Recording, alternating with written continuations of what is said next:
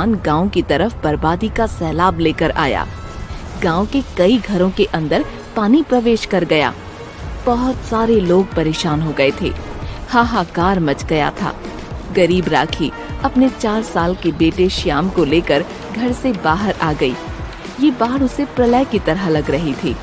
अपनी जान से ज्यादा उसे अपने लाल की जान की परवाह थी। राखी ने अपनी गैया को खूंटे से आजाद कर दिया ताकि वह भी अपनी जान बचाकर कहीं शरण ले ले। चल मेरे लाल, यहाँ से हट जाने में ही भलाई है। ये पानी जान का दुश्मन बन गया है। माँ, मुझे डर लग रहा है। बेटे डरना नहीं, मैं हूँ ना तेरे साथ। राखी ने उस संकट से निकलकर अपने श्याम को ऊंचे भाग पर पहुंचा दिया। वहाँ एक पेड़ के नीचे दोनों बैठ गए। बरसात के साथ तेज हवाएं चल रही थीं। अचानक पेड़ की जड़ हिलने लगी और वो पेड़ जैसे ही गिरने वाला था, राखी ने तेजी से श्याम को दूर धकेल दिया, लेकिन स्वयं भाग न पाई और पेड़ के नीचे दब गई। वो दर्द से कराहने लगी। छोटा श्याम माँ की ये दशा देखकर रोने लगा। माँ, तुम बाहर आ जाओ। माँ, मैं इस पेड़ को हटाता हूँ, तुम बाहर आ जाना। मेरे बच्चे, मैं नहीं आ पाऊंगी। कोई है, कोई है। वहाँ मजबूर माँ की आवाज सुनने वाला दूसरा कोई नहीं था। मोटे पेड़ के नीचे दबी हुई राखी असहाय होकर कराहती रही। इतने में दूर से आती हुई उसकी गैया गौरी दिखाई पड़ी। वो तेजी से आकर मालकिन को सूंघने लगी। उसने अपने दोनों सींगों से पेड़ को हटाने का प्रयास किया, लेकिन सफल न हो सकी। उसने कई बार प्रयास किया, लेकिन नतीजा कुछ नहीं निकला। राखी बहुत घायल हो चुकी थी। उसकी सांस टूटने लगी। गाय सर उठाकर रम्हाने लगी। वो मदद के लिए लोगों को बुलाना चाहती थी। कुछ लोग आ गए। उसके बाद एक आदमी ने हाथी को बुलवाया। हाथी ने अपनी सूंड की ताकत से पेड़ को हटा दिया, लेकिन गरीब राखी उठ न पाई। उसने अपने एक हाथ से हाथी को 1 रुपए का इनाम देना चाहा, लेकिन हाथी ने स्वीकार नहीं किया। शायद हाथी गरीब राखी के अंजाम के बारे में पूर्व अनुमान लगा चुका था। श्याम अपनी माँ से लिपट गया। उस समय राखी की आंखें बंद हो गईं। श्याम अनाथ हो गया। गांव के लोगों ने राखी का अंतिम संस्कार किया, लेकिन बेसहारा श्याम एक कोने में खड़ा सिसकता रहा। उसकी गैया गौरी उसके पास आई और उसने अपने मुंह से श्याम को अपनेपन का एहसास दिलाया, मानो कह रही हो कि मैं तुम्हारे साथ हूँ। बरसात का पानी कम हो गया था। गौरी और श्याम घर की ओर चल पड़े। घर में बिस्तर भीग गए थे तो गौरी बैठ गई और उसने श्याम को अपने ऊपर ही सुला लिया। गौ माता ने सचमुच माँ की भूमिका अदा की। गौरी और श्याम साथ साथ रहने लगे। नन्हा श्याम जहाँ भी जाता, गौरी उसके साथ साथ ही रहती। वह उससे प्यार और दुलार करती, उसके साथ खेलती भी थी। वो अपने साथ नदी के पानी में श्याम को नहलाती। एक आवारा कुत्ता एक बार श्याम को देखकर भौंकने लगा और उसके पास आने लगा तो गौरी ने सींग दिखाकर उसे भगा दिया।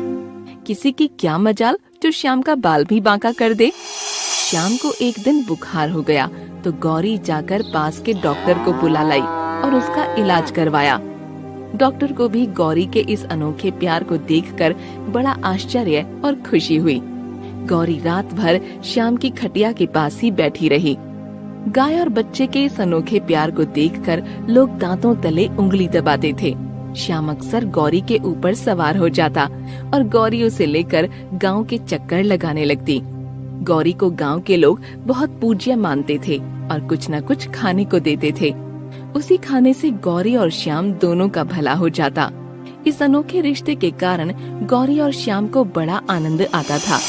एक दिन श्याम गौरी की पीठ पर बैठकर गांव के बाहर सैर करने निकला और वहां सड़क पर एक दुष्ट आदमी अपने साथियों के साथ गौरी की ताक में बैठा था। उन लोगों ने श्याम को नीचे उतार दिया और गौरी को एक टेम्पो में डंडे से मारकर चढ़ा दिया। वो लोग गौरी को टेम्पो में लेकर चले गए और असहाय श्याम रोता और देखता रह गया। गौरी भी टेम्पो के अंदर से चिल्ला रही थी। उसे भी स्वयं से ज्यादा अपने बच्चे श्याम की चिंता थी। श्याम दुखी होकर रोता बिलखता घर चला आया और गौरी के लिए शोक मनाने लगा। हे भगवान, मेरी माँ चली गई। इसके बाद गौरी का सहारा मिला था, लेकिन वो भी मुझसे छिन गई। अब मैं किसके सहारे जीऊंगा। इससे अच्छा होता कि मैं एक माँ के साथ ही मर जाता। माँ, अब मैं क्या करूं, कैसे जीऊं? रोता हुआ श्याम भूखा प्यासा कुछ देर के बाद सो गया। आधी रात को घर के पास आहट हुई। श्याम की नींद खुली, लेकिन वह फिर सो गया। उसे लगा जैसे उसे कोई जगा रहा है। उसने आँख खोली तो खुशी से उछल पड़ा। उसकी प्यारी गैया गौरी उसके पास खड़ी थी। वह अपने आप को उस दुष्ट आदमी की कैद से आजाद करके अपने बच्चे श्याम के पास लौट आई थी। गौरी माँ, तुम आ गई। भगवान ने मेरी पुकार सुन ली। मेरी गौरी माँ आ गई। नम्रता सवेरे सवेरे जैसे ही घर के बाहर कदम रखती है, उसे एक सफेद रंग की गाय द्वार पर खड़ी हुई दिखाई पड़ती है। वह उसे ध्यान से देखती है और फिर सोचती है, आजकल बहुत सारी गायें घूमती रहती हैं, उनमें से यह भी एक है। गाय आशा भरी नजरों से नम्रता को देखने लगती है। नम्रता को ऐसा लगता है शायद वह प्यासी है, इसलिए वह उसके लिए बाल्टी में पानी लेकर आती है। गाय पानी तो पीती है, लेकिन वहाँ से हटने का नाम नहीं लेती है।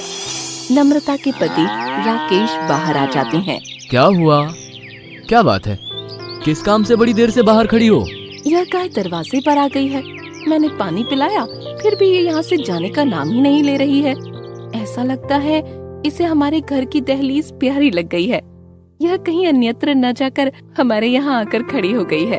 अरे ये भटकने वाली गाय है, अंदर आ जाओ, ये कुछ देर के बाद अपने आप चली जाएगी। नम्रता के मन में कई बातें चलने लगती हैं, लेकिन वह आगे बोलना उचित न समझकर घर के अंदर चली जाती है। कुछ देर बाद नम्रता का छोटा बेटा आलोक घर के बाहर निकल जाता है। नम्रता को बाहर शोर सुनाई पड़ता है। वह बाहर देखती है तो बहुत सारे जानवर दौड़ रहे होते हैं।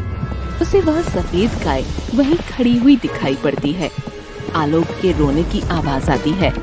नम्रता दौड़ कर देखती है तो उसी गाय ने आलोक को अपने चारों पैरों के बीच में रखकर सुरक्षा दी हुई रहती है। उसके आसपास से दूसरी कई गायें दौड़ रही होती हैं। नम्रता के वहां पहुंचने तक सभी गायें चली जा चुकी होती हैं। सफेद गाय धीरे से पास में हट जाती है। नम्रता दौड़कर अपने बच्चे आलोक को उठा लेती है। तब तक राकेश भी बाहर आ जाता है।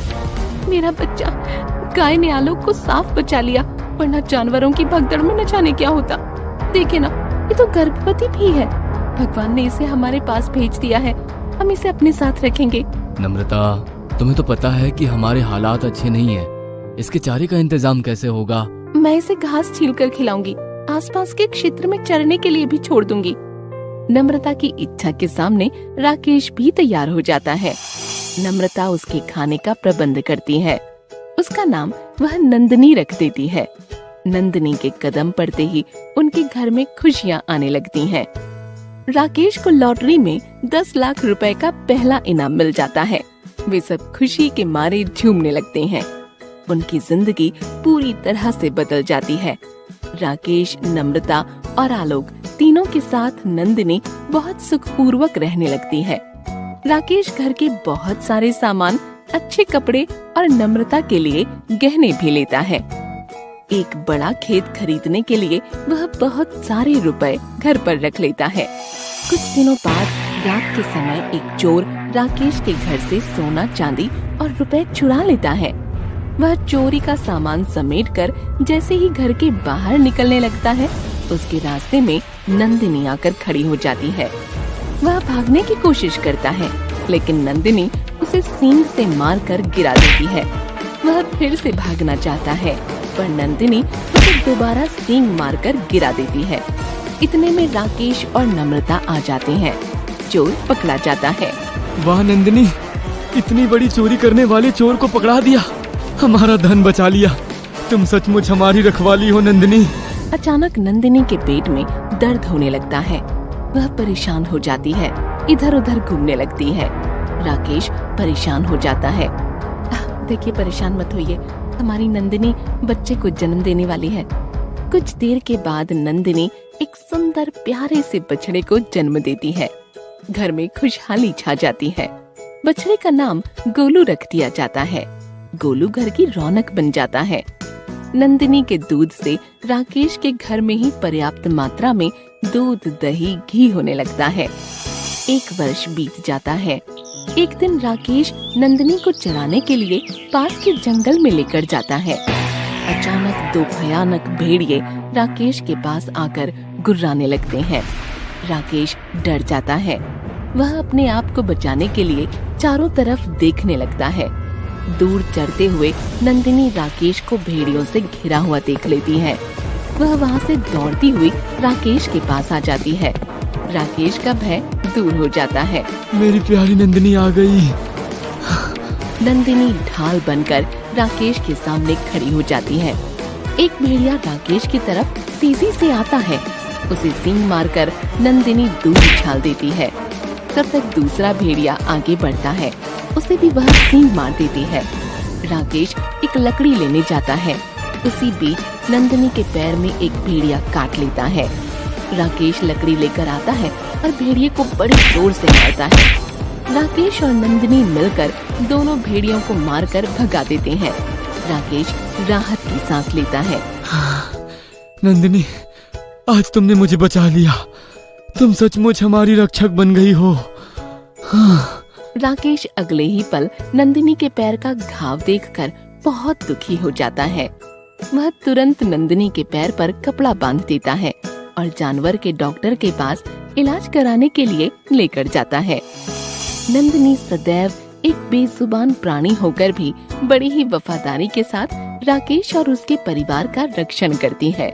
इसी तरह वह सदा के लिए वफादारी की एक बड़ी मिसाल बन जाती है।